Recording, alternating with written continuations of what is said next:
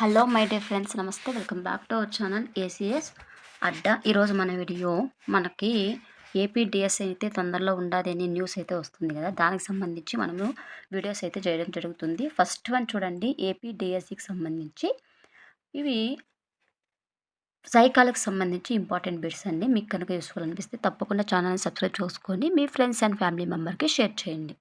ఇక first one చూసుకున్నట్లయితే ఇక్కడ ప్రయోగ మనో ప్రయోగ మనోవిజ్ఞాన మూలపురుషుడు. ప్రయోగ మనోవిజ్ఞాన మూలపురుషుడు ఎవరు? వూంట్.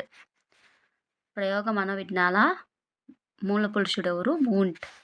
ఈ అధ్యయన పద్ధతికి శాస్త్రీయత కలదు. ప్రయోగ. ఈ అధ్యయన పద్ధతికి శాస్త్రీయత కలదు అంటే ప్రయోగ. కేస్ స్టడీకి అనువైన వారు కాదు. సుబ్బు సగటు సాధన కలవాడు అనేది అనువైన వాడు కాదు. పావ్లోవ్ కుక్కపై చేసిన ప్రయోగంలో పావ్లోవ్ పరిశీలన నియంత్రిత పరిశీలన.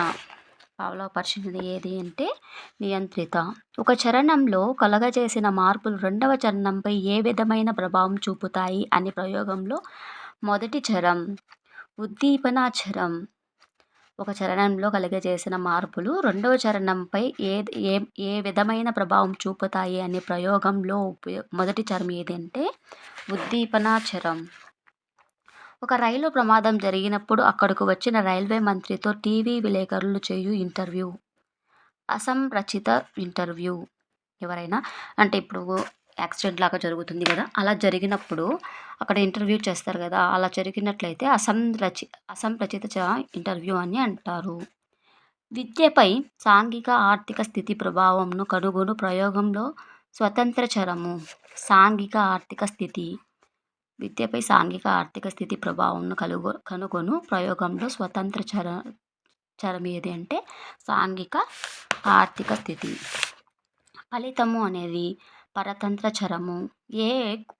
ఏకు సాధారణ పద్ధతిలో బోధించినప్పుడు బీకు ఉపన్యాస ప్రదర్శన పద్ధతిలో బోధించి తిరిగి బీకు సాధారణ పద్ధతిలో బోధించి ఏకు ఉపన్యాస ప్రదర్శన పద్ధతిలో బోధించి వారి సాధనల తేడాను అధ్యయనం చేసిన ఉపాధ్యాయుడు అనుసరించిన నమూనా.